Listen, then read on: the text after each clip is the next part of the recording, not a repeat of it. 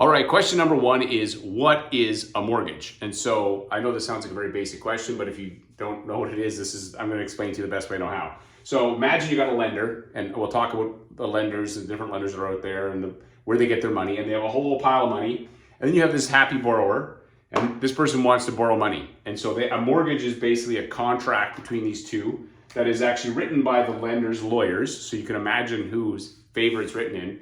And it's an agreement for the borrower to make payments and all the terms and conditions. And they can be like 20 pages long, fine print like crazy. Most borrowers don't understand it, which is why mortgage broker is one of the reasons that we exist and we succeed. And the word mortgage actually comes from a Latin word called mort, which means death.